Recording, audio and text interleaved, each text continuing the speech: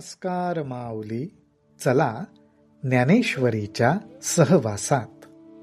ज्ञानेश्वरी अध्याय 9 मधील ओवी 261 ते ओवी 264च्या सहवासात आपण जाऊया.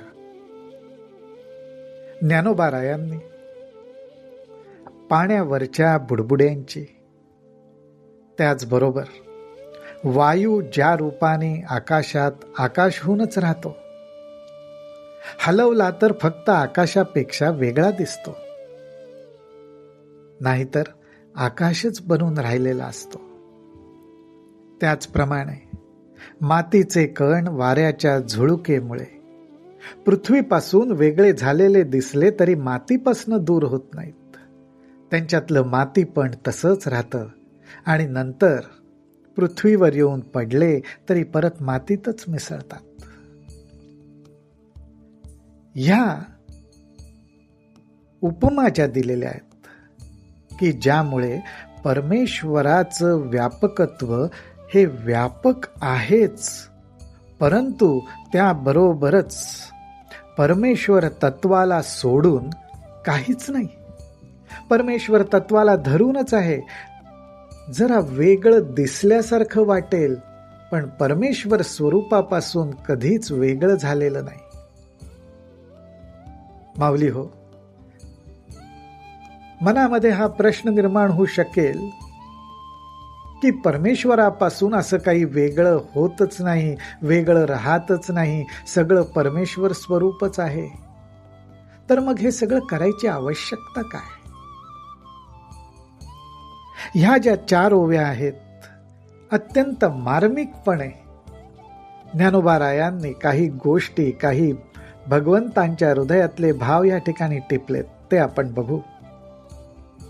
भगवंत म्हणतात, तैसा मी जे तुला आघवा, तेंची तुक तयांची सद्भावा, तरी न करिता पांडवा भजन जहाले. वायू जसा आकाशच होऊन आकाश स्वरूप राहतो, तैसा मी जे तुला आघवा, त्याप्रमाणेच ह्या ज्ञानी भक्तांच्या अंतःकरणातला भाव हा मीच होऊन राहिलेला आहे. जे काही आहे, जसं काही आहे, सर्व माझ्यासाठीच आहे.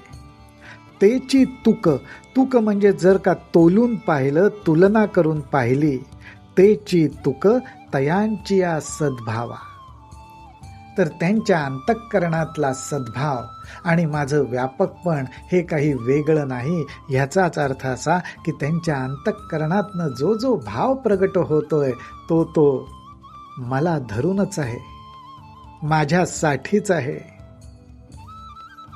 तरी न करिता पांडवा भजन जहाले. त्यामुळे त्यांनी मुद्दामून काही केलं पाहिजे की ज्यामुळे माझं भजन होईल असं नाही. माझ्या त्या व्यापक स्वरूपाशी ते इतके तन्मय झालेले आहेत की काही केलं तरीही माझं भजनच आणि काही नाही केलं तरीही माझंच भजन आहे. हा बोध भगवंतांना या ठिकाणी द्यायचा आहे. एरवी तरी सकळ मीची आहे, एरवी तरी सकळ मीची आहे, तरी कवणिके उपासिला नोहे. एथ एके जाणणे विण ठाये अप्राप्तासी. पण भगवंत म्हणतात, एरवी तरी, अहो जर बघायला गेलं तरी सकळ मीची आहे, सर्व काही मीच आहे, तरी कवणिके उपासिला नोहे. जर सगळं मीच आहे तर कोणाकडून माझी उपासना होत नाही? ह्याचा अर्थ असा की सगळ्यांकडनं माझीच उपासना घडत असते. परंतु एथ एके जाणणे विण ठाये अप्राप्तासी. सगळ्यांकडून कळत न कळत माझीच उपासना होत असते, परंतु माझं असं व्यापक स्वरूप आहे. सर्वत्र माझ्या आधारावरच काही चालू आहे, पण ह्याची जाणीव नसल्यामुळे आणि ह्याची जाणीव नसणं ह्याला अज्ञान म्हटलेलं आहे. एथ एके जाणणे विण ठाये, जाणणे विण ठाये अप्राप्तासी. ही जाणीव नसल्यामुळे लोकांना, जीवांना माझं भजन घडत नाही, म्हणून त्यांना अज्ञानी म्हटलेलं आहे. भगवंताचं असं व्यापकत्व जाणवणं, प्रचिती घेणं हे ज्ञान आहे, आणि त्याचा विसर पडलेला असणं हे अज्ञान आहे.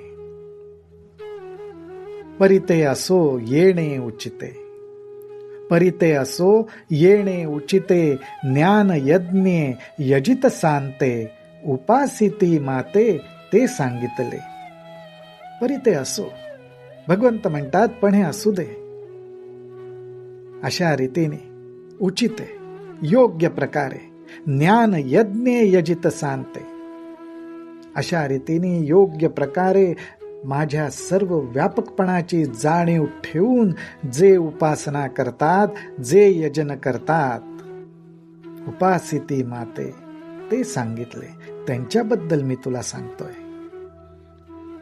अखंड सकळ हे सकळांमुखी, अखंड सकळ हे सकळांमुखी, सहज अर्पत असे मज एकी, की नेणनेयासाठी मूर्खी न पविजेची माते. भगवंत म्हणतात, अहो बघायला गेलं तर अखंड सकळ, अखंड म्हणजे सतत आणि सर्व काही, हे सकळांमुखी, अखंड सतत आणि सगळं काही सगळ्यांकडनं जे घडतंय, अहो ते सहजपणे माझ्याच तर मुखात अर्पण होतंय. सगळं काही मलाच अर्पण होतंय, कारण का तर सगळीकडं माझंच स्वरूप आहे. माझ्या असण्यामुळेच सगळं काही आहे, त्यामुळे सगळं मलाच प्राप्त होतंय. की नेणनेयासाठी मूर्खी न पविजेची माते, परंतु मूर्ख जीव हे जाणत नसल्यामुळे